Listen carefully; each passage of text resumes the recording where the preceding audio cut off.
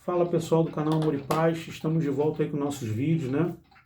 Hoje eu vou somente falar, não vou ler nenhuma passagem bíblica, né?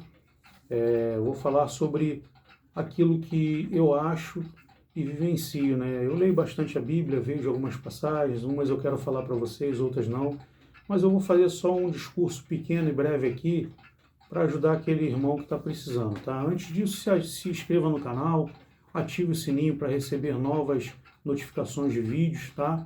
E leve esses vídeos para as pessoas que tenham necessidade aí e que queiram trazer para a gente também questionamentos para a gente poder debater aqui no canal, tá bom?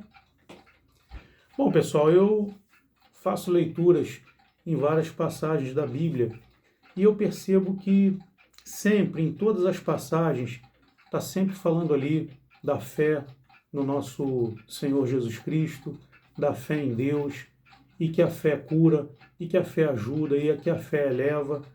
Gente, o que acontece? Não adianta você se dedicar, né, a uma religião sem que realmente você tenha aberto seu coração para Cristo, né?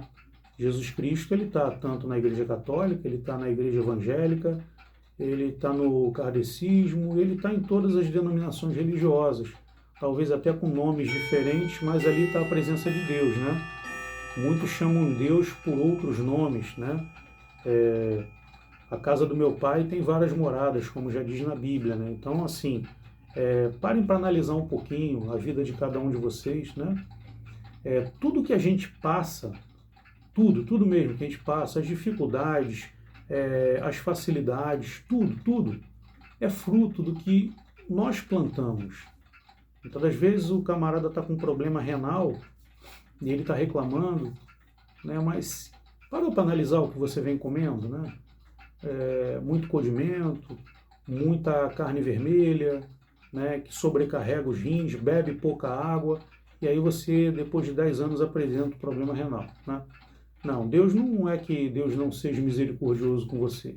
Ele te deu um corpo para você cuidar, ele te deu livre-arbítrio para você decidir o que você quer fazer com o seu corpo e com a sua mente, né? Sendo que tudo que você fizer, você vai pagar um preço, né? É que nem o caso do cara que decide roubar um banco, né? Ele quer assaltar um banco, ele monta um planejamento, vai lá, tenta assaltar o banco, na primeira vez ele se dá bem, compra lá mansão, iate, jet ski, carro, né? Tá bem. E aí, como aquilo foi muito fácil para ele, ele volta a fazer a mesma prática. Não, agora eu vou roubar o outro banco. E aí, não dá certo, né? A polícia consegue rastrear e consegue pegar o camarada e o camarada tá lá preso. Ah, coitado, ele só estava dirigindo o carro para transportar os bandidos, tem que soltar, merece uma pena menor. Não, de maneira nenhuma, né? Se você está junto com uma equipe que está planejando fazer o mal, você também é protagonista do mal. E aí você vai colher aquilo que você está plantando. Aí o cara está reclamando que está na cadeia, que está preso, por ato que ele cometeu, né? Injusto é quando você é preso por ato que você não cometeu, como há pouco tempo a gente viu no jornal aí, eu fiquei super triste nos Estados Unidos. O rapaz foi acusado de um crime, ele tinha 18 anos apenas, né? De um crime. Por ele ser negro na década de 60 ou 70, por ali, ele foi acusado do crime e ele não teve poder de defesa. E realmente a mulher o acusou dizendo que foi ele mesmo que matou, parece que é o marido dela. Coitado, o rapaz ficou preso 40 e poucos, não, 56 anos, se eu não me engano. 56 anos preso, foi solto agora, em 2025, né? Então, assim, ele passou a juventude, a fase adulta, adentrou a velhice e agora que ele foi solto, parece que ele tem 70 anos, por aí. Tremenda injustiça, e foi solto. Por que foi solto? Não porque cumpriu a pena, porque ele pegou pena perpétua. Ele foi solto porque a justiça americana, nos seus autos, verificou que não foi ele que matou aquela pessoa. Ele era inocente, né? Aí o governo americano deu a ele 2 milhões de dólares, né, como indenização pelo tempo que ele poderia ter trabalhado. De que vale esse dinheiro, né? Para um homem que perdeu praticamente a vida dele toda, perdeu a oportunidade de ser pai, de ser marido, de amar ao próximo. O que passou na cabeça desse homem dentro dessa cadeia, durante todo esse tempo, ele tendo a consciência de que ele não cometeu aquele crime e de que ele foi preso só porque ele era negro. E foi fácil apontar um dedo para uma pessoa que é negra, e é fácil para a justiça naquela época, era fácil prender alguém que era negro. Olha, gente, então a gente tem que rever muito nossos conceitos, sabe? Os nossos julgamentos, né? Como é que você pode julgar alguém se você está acometido de erros no seu corpo, de mente suja, né? Está ali, né, cobiçando a mulher do próximo, está ali tendo pensamentos maléficos com um amigo que conquistou um carro novo e você queria ter e não consegue, né? Então, assim, o homem, e eu me incluo nisso, ele é falho, ele é podre e é pecador. Nós somos pecadores. Todos nós somos pecadores. Eu digo, eu me incluo nisso. Mas claro que eu me incluo nisso. Talvez eu seja mais pecador do que você que está me ouvindo aí. Eu estou aqui pregando a Bíblia, tentando me acertar com Deus. Mas de nada adianta, meus irmãos. Você está indo para a igreja toda semana. Está ali orando toda semana, mas o teu coração não está em Cristo. De que adianta isso? Você está lá escutando a homilia do padre, o padre está lá falando toda hora para você que o caminho, só existe um caminho, é o caminho da fé. Mas aí você não escuta. De que adianta? Adianta? O pastor está falando e você está lá fingindo que está... Então, gente, olha só, muitas das vezes mais vale você dentro da sua casa, sozinho, conversar com Deus, entregar o seu coração a Cristo, né? E ser real na tua fé. Porque a fé em Cristo, ela cura. E a cura no nosso corpo, nos nossos erros e nos nossos pecados, tem que começar pelos pequenos detalhes. É uma grosseria que você faz para um amigo, para uma esposa, para um filho. É a maneira como você está lidando com a sua vida, com o seu corpo. É o desrespeito ao seu organismo que Deus te deu, porque dentro de ti, né, dentro de nós, tem uma centelha do amor de Deus, uma centelha da energia de Deus, que faz o coração pulsar para que todos os órgãos funcionem. E aí você vai lá, faz uso da bebida alcoólica em excesso, e aí compromete o fígado, aí adquire uma cirrose e vai reclamar de Deus, que ele não te ajuda. E você vai lá, come tudo em excesso, como o camarada que, como é que eu vou dizer o nome? Até esqueci agora, que ele tem a gula, né? A gula. O cara tem a gula, ele come, aí o cara para lá com 200 quilos, aí quer reclamar de Deus. Mas ele contribuiu para aquilo, mas ele não consegue se livrar, mas é um vício, tudo bem, é um vício.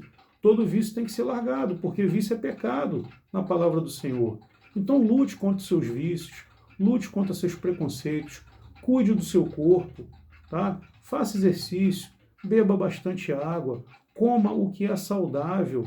Tudo bem, às vezes você quer comer um hambúrguer, né? Não tem problema nenhum, mas não faça disso uma rotina viciosa na sua vida, né? Marcelo, mas eu gosto de tomar uma cervejinha sábado com a minha esposa e tudo. Não tem problema nenhum, nada na Bíblia, nenhuma passagem diz que beber é pecado. O que é pecado é você usar a bebida como forma viciante. Ou seja, o cara que está praticando isso todos os dias e que bebe em excesso, ou tira o sábado para beber o dia inteiro. Ele está sacrificando o corpo. Deus não vai te crucificar pelo fato de você estar bebendo, não. Ele só vai olhar para você com o excesso que você jogou no teu organismo, comprometendo o teu fígado. E futuramente você vai ter um problema de saúde. E aí você perde tempo de vida. Aquele camarada que fuma cigarro, pelo amor de Deus, aquilo é uma droga. O cigarro é uma droga, todo mundo sabe disso. O próprio fumante sabe que cigarro faz mal. Mas ele continua ingerindo aquela fumaça, comprometendo o seu pulmão, né? E aí, a mãe depois apresenta um câncer de pulmão, ele vai pedir a Deus para ajudar. Deus vai ajudar? Vai. Ele ajuda. Deus é misericordioso em todos os momentos. Mas, gente, vejam o que vocês estão fazendo com a vida de vocês, com o corpo de vocês. Sejam mais maduros, né? Sejam melhores consigo mesmos, né? Procure ajudar o próximo. Não existe fé sem caridade. Que fé é essa sem caridade? Não existe. Então procure dentro de você ajudar o próximo, mesmo que seja com uma palavra de conforto, um abraço, um beijo. Tem tanta gente que quer ser abraçada aí, tanta gente que precisa de um carinho humano. Não estou dizendo aqui para você sair da sua casa, viver na caridade, nos orfanatos e nos asilos, mas se puder, comece a trabalhar a bondade dentro da sua própria casa, com aqueles que estão próximos de você, com o seu vizinho.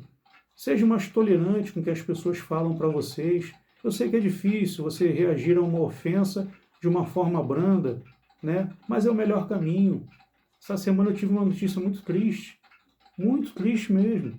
Meu vizinho, que morava de frente para minha casa, ele tinha uma condição financeira muito boa, comprou uma pousada em Natal, foi para Natal, vendeu a casa, foi para Natal acho que o ano passado, vendeu a casa, foi para lá, montou uma pousada bacana, montou lojas, comprou um sítio e ele sempre foi uma pessoa muito, vamos dizer assim, estourada, muito nervosa, né? Ele nunca teve paciência com as questões da vida, né? E por conta disso, uma discussão que teve com ele lá, na região dele lá, em Natal, ele discutiu com um camarada e o camarada falou um monte de besteira para ele, ele não engoliu aquilo, parece que reagiu violentamente. O rapaz falou que aquilo teria volta, né? E o rapaz foi diante da loja dele, deu um monte de tiro com uma arma na loja dele, furou a porta da loja dele todinha de noite. E ele mandou uma mensagem na rádio local lá, cidade pequena, mandou uma mensagem, falou, olha, você aí que fez isso comigo, seja um homem, me procure e resolva isso diretamente comigo. Quer dizer, o negócio começou nesse nível, ele estava aqui, aí ele subiu um nível para cá, batendo de igual para igual em termos energéticos com esse camarada. Aí ele já se afinizou a sintonia do mal. O camarada foi lá e deu tiro na loja dele, subiu o nível. Ele foi, subiu o nível também, mandou recado na rádio. Resumo, ele não conhecia o cara era um cara que estava envolvido nessas questões de comando vermelho, essas questões desses grupos associativos aí para o mal. E infelizmente ele estava de costas numa das lojas dele, um restaurante. A picape dele estava parada na porta e ele estava perto de fechar. Veio uma pessoa de carro, parou e descarregou uma pistola nas costas dele. Ele morreu sem saber nem quem atirou nele, né? Recebi a notícia agora, né? Tem 2 ou 3 dias, fiquei triste porque eu sempre falei para ele, cara, bicho, se alguém pisar no teu pé, cara, pede desculpa. Não, Marcelo, eu não sou disso, eu não sou de levar desaforo para casa. Tá aí, não é de levar desaforo para casa, deixou 3 filhas pequenas, uma com 12 anos, a outra com 7, uma com 4, se eu não me engano, né? Deixou a esposa, ficou tudo aí, e agora? Né? E agora? Não tem agora. Agora acabou a vida, acabou. Né? Agora ele está do outro lado, não sabemos como é que funciona do outro lado, mas está no colo do Senhor, né? A gente tem que orar muito por ele, estou orando muito pelo Espírito dele, que possa vir à luz. Então, gente, tome cuidado, cuide de vocês, cuide da tua intolerância, cuide da tua energia, não perca a paciência com quem você não conhece, ou até mesmo com quem você conheça. A gente não sabe quem é quem nesse mundo, as pessoas estão cada vez mais voltadas para fazer o mal. Então, poxa, pisou no teu pé, opa, desculpa aí, tudo bem, o cara fala meia dúzia de besteira, tá no trânsito, levou uma fechada, pô, desculpa aí, sabe, porque esse é o melhor caminho. Fique mais próximo de Jesus. Ele era um cara que eu vivia falando, cara, procura uma igreja, procura se libertar dessa tua raiva, né? Poxa, mas nunca procurou. Eu sei que tem muita gente que vai dizer, Marcelo, mas eu não preciso estar numa igreja para estar com Jesus. Claro que não, mas também não é defeito nenhum se você achar melhor ir a uma igreja para ter o teu encontro com Deus. Não tem problema nenhum você ter um encontro com Deus na tua casa. Faz aí uma oração de manhã, uma oração de noite antes de dormir. Está se aproximando de Deus. Não é porque você está dentro da igreja que você é melhor do que aquele que ora em casa, não. Deus, ele vai estar em todos os lugares. Primeiro que ele já está dentro de você. Tá bom, gente? Então tomem cuidado aí no trato com o seu corpo, com a sua mente e mais ainda com as atitudes que a gente toma. O que sai pela boca, muitas das vezes pode ser ofensivo, pode ser o divisor de águas aí para uma violência ou até mesmo para uma morte, né? Então Deus deu 2 ouvidos e 2 olhos para a gente observar mais, escutar mais e falar menos, tá bom? Fiquem com Deus, que o Papai do Céu possa abençoar cada um de vocês, tá bom? Vamos para a nossa oração e encerramento. Senhor, obrigado por tudo, obrigado pela oportunidade de poder estar levando a palavra, tua palavra, a todos os nossos irmãos. E que o Senhor possa glorificar todos os irmãos que estão enfermos e necessidades nos hospitais, aqueles que estão passando por situação financeira difícil, que está desempregado, que o Senhor possa dar caminho e luz na vida de todas essas pessoas que precisam do teu apoio, Senhor. Toque o coração de cada uma, para que elas possam sempre fazer o bem e prevalecer o bem, fazendo a caridade na ajuda ao próximo. Amém. É isso, pessoal. Ative o sininho aí, se inscreva no canal e compartilhe nossos vídeos com outras pessoas que possam estar precisando, tá bom? Fiquem com Deus. Um abraço. Tchau, tchau.